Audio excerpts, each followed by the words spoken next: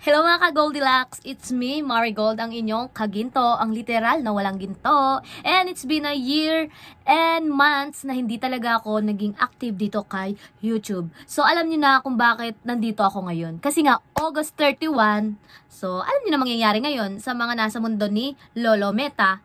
Alam niyo na yan, okay? So dahil naglabas nga si Meta ng bagong update, na ngayong August 31, magkakaroon ng monetization update policy. Okay? So, nandito ako dahil isa ako sa hindi pa nagiging monetize kay Lolo Meta. So, unang-una, nakakalungkot dahil nga sa tagal ng panahon na hindi pa tayo monetize.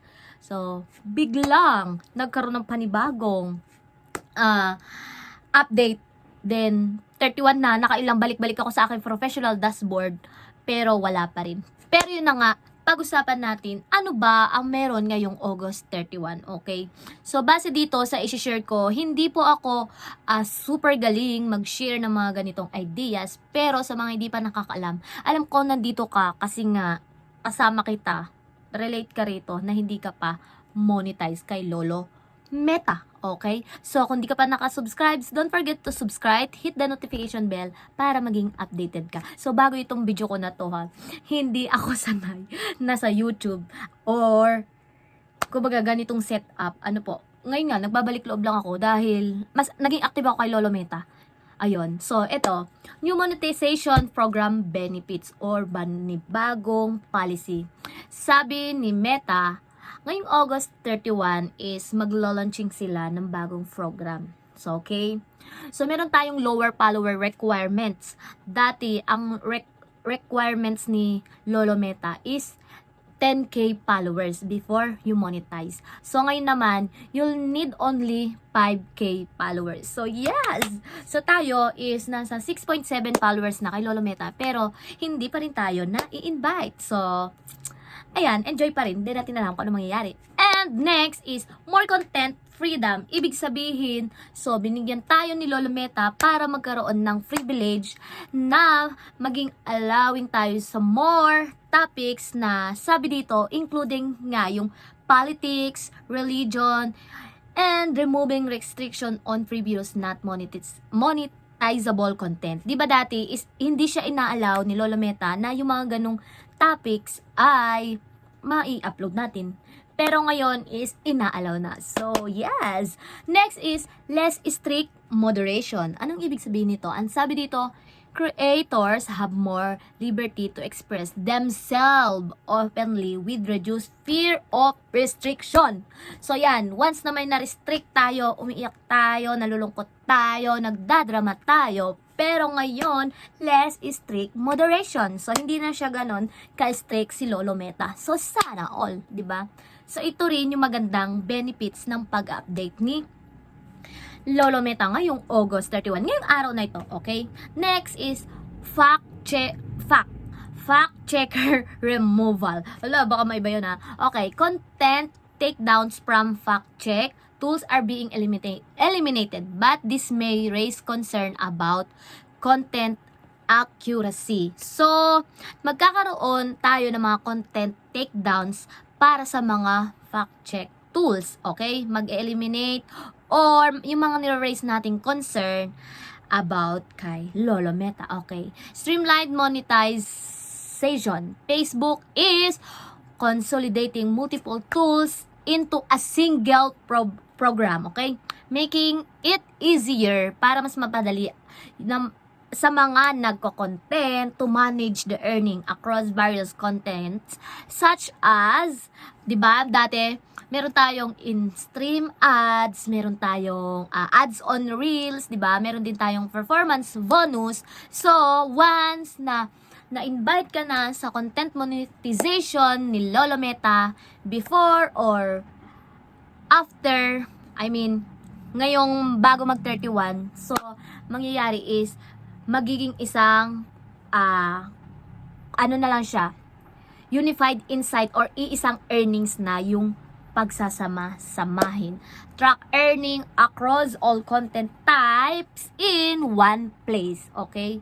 So, diverse content support, earn from various formats, including na nga dyan yung ating mga reels, okay, longer videos, photos, and text. So, yung iba is kumikita rin sa stories. So, di ba ang ganda na ng platform ni Lolo Meta para to maximize benefits and focus on creating high quality content, engaging with your audience, and utilizing Facebook analytics tools. Okay?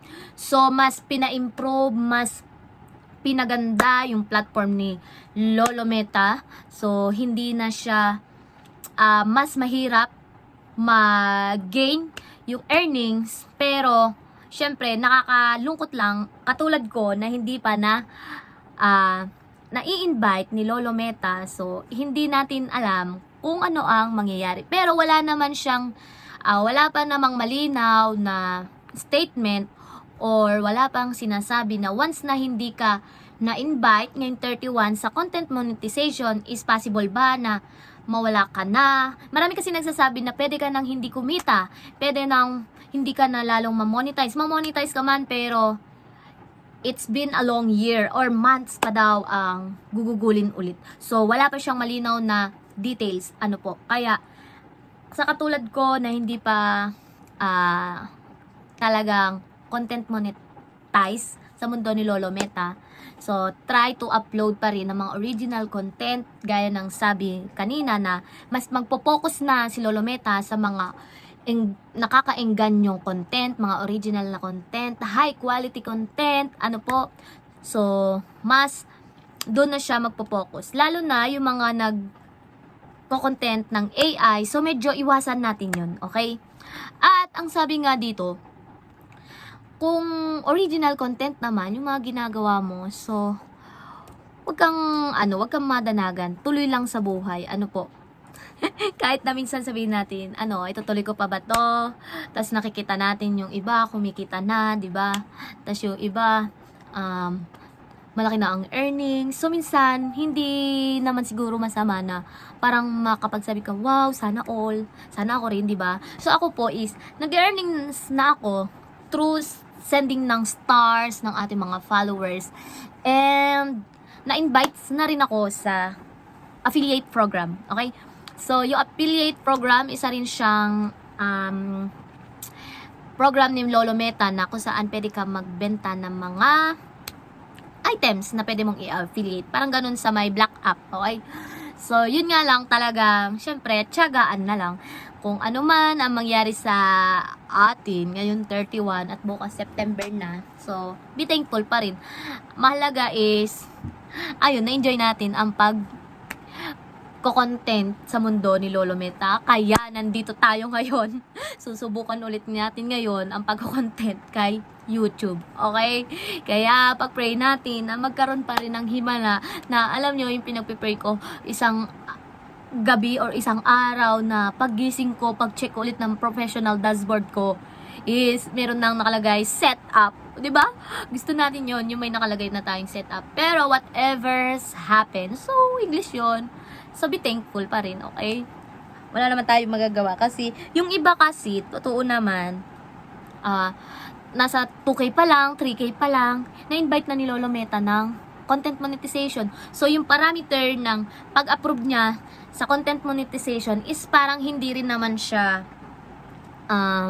accurate. I mean, kumbaga, yun nga, magtataka ka, bakit yung iba 3K, bakit yung iba 2K, tapos ikaw nasa 6K na, so hindi mo pa rin na memet yung ma-monetize ka. So, siguro talagang depende sa sitwasyon ng iyong account.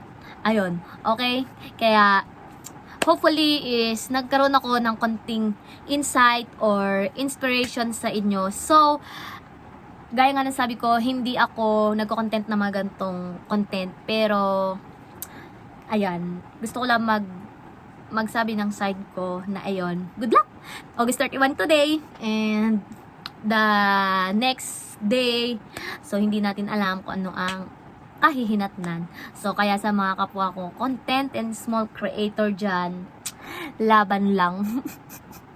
Na-miss ko ang pagbablog dito sa YouTube. So, kaya kung di ka pa naka-follow, don't forget to subscribe, hit the notification bell para updated ka, ma-update ka na ulit dito sa aking YouTube channel. Okay? Bye-bye!